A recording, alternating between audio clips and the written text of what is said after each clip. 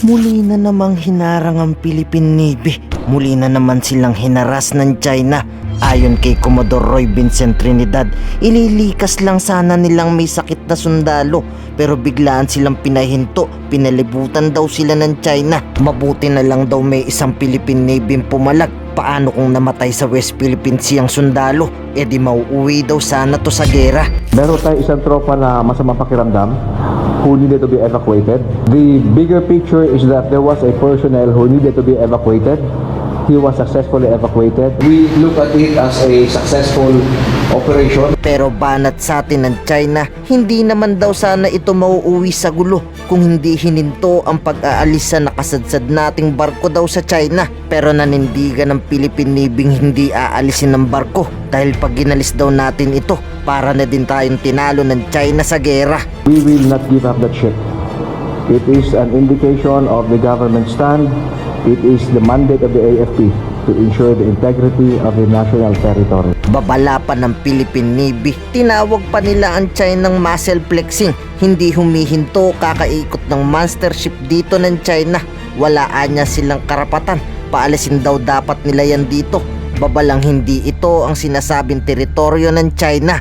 In the first place, their presence is illegal.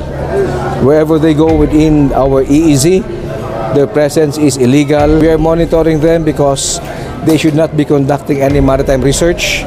They should not be doing anything detrimental to the security of the state. Pero buwelta sa Philippine Navy ng China, may karapatan daw silang mag-ikot. Hindi ito ang tinatawag nyong EEC Pilipinas.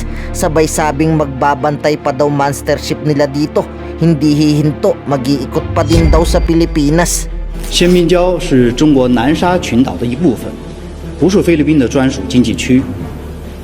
中方的军警舰船在仙宾礁附近海域巡航执法，符合中国国内法和包括联合国海洋法公约在内的国际法。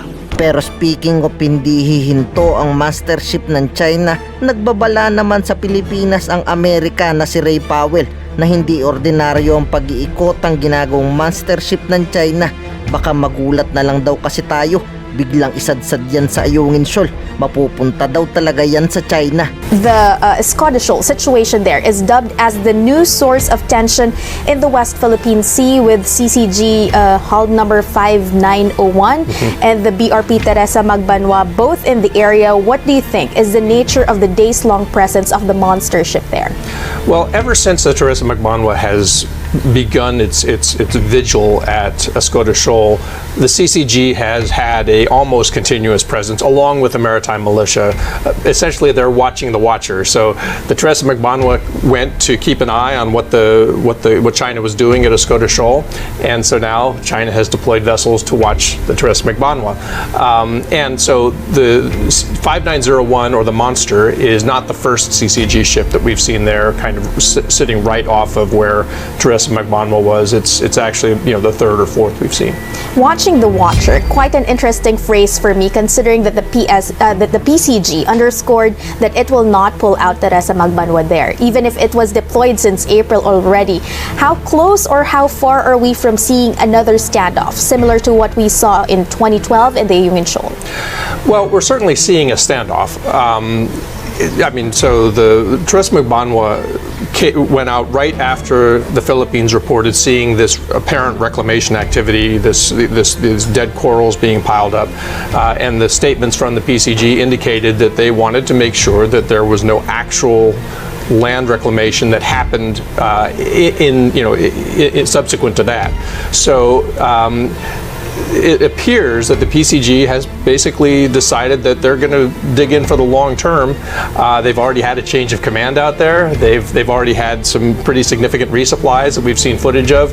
So it looks like the PCG is committed to making sure that China doesn't sort of steal a march on the Philippines. And it seems to be hanging out there for the long haul. In terms of sheer size, the Philippines is quite on the losing end against the Monster. We've reported earlier that it's a 12,000-ton ship. ship. Yeah, it's huge. And it spans over a football field.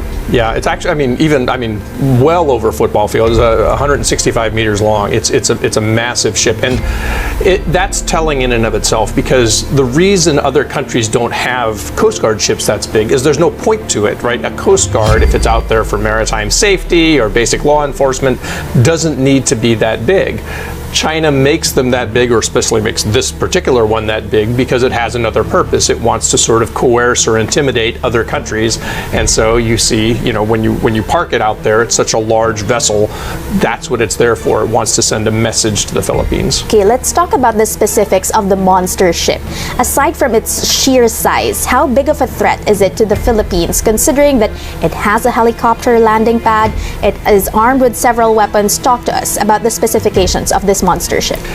Well, so it is a threat. It's not a threat in the same sense as, say, a Navy warship would be a threat. It doesn't have those kinds of advanced weapon systems, but it's certainly bigger than anything that the Philippines is going to put out there with a white hull, because there is nothing out there that's that large. So I think it's mostly, though, there to send messages, not so much to actually do things, right? So it's not incredibly maneuverable for something that large. It's not, what it is it's something that, it's like a big billboard saying that this belongs to China.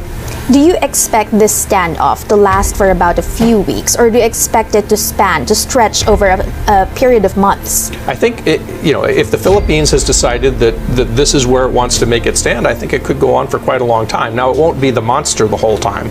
They'll rotate in other ships. They'll all be smaller, because everything is smaller than the monster. But I think that we'll continue to see something out there that says China Coast Guard on the side for a good long time, as long as the Philippines decides that this is where it wants to make it stand. And I've seen no indication that the Philippine Coast Guard has any intention but to do exactly that. How wise would it be for the Philippines to deploy additional vessels in the area at this point in time? Well, so the Philippines doesn't have that many vessels, and of course it only has two that are that as large as Torres Magbanwa. So there are only two of the 97 meters so far. Now, of course, it's getting more from Japan, which is great news for the Philippine Coast Guard, but those will take a little while to get into service. So I think right now, I think having the one ship out there sends the message the Philippines wants to send, which is this is in the Philippines exclusive economic zone, and we are contesting this move by China. Beijing seems to be trying to normalize the buildup of its Coast Guard and naval vessels in the West Philippine Sea, as well as the entire South China Sea. Several monitors say that they have 16 ships around the Ayungin Shoal and another 3 ships around the Sabina Shoal. What can the Philippines actually do to effectively deter this kind of normalization from China? Well, I think what the Philippines is doing is bringing it into the light, right? So the problem from before was that, and the reason we often refer to this as gray zone activity, is that people didn't see it, right? It was kind of invisible to your average person, so it happened in the darkness, if you will. And so it became normalized in many places until the cameras turned on. You might recall in 2021, there were cameras turned on at Whitsun Reef, and all of a sudden everybody said, look at all those Chinese ships at Whitsun Reef. And so it wasn't until somebody showed up and took pictures that it became sort of real to most Filipinos and most people around the world. So the Philippines has already done that. Deterring China, everybody, I think, is asking the question, what deters China in 2024? Because the China of 2024 is not easily deterred. All of the things that the Philippines has done so far have not apparently resulted in a deterrence. But, your news report referenced some of these other things going on, like the signing of a reciprocal access agreement with Japan. The Philippines is strengthening its position, and that's probably the wisest thing for the Philippines to do right now. Ngayon, ikaw, bilang Pilipino, ano ang masasabi mo at reaksyon sa balitang ito? Mag-iwan ka ng komento sa ibaba at atin pong babasahin isa-isa.